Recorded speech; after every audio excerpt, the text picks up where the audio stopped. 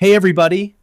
Today we are going to learn how to disable Copilot in Windows 11 completely, so it no longer appears on your taskbar or opens with shortcuts.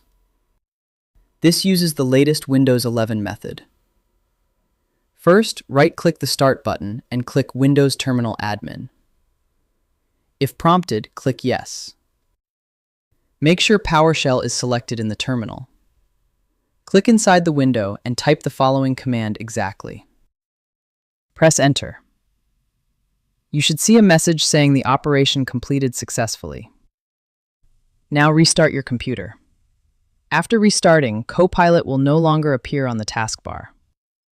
To remove the Copilot icon immediately without registry editing, right-click the taskbar and click Taskbar Settings. Find Copilot. Turn the toggle off. This hides the button but does not fully disable the feature. The registry method disables it completely. If you ever want to enable it again, run the same command but change the number from 1 to 0. That's it. I hope this helps you on your current and future projects. Thank you for watching.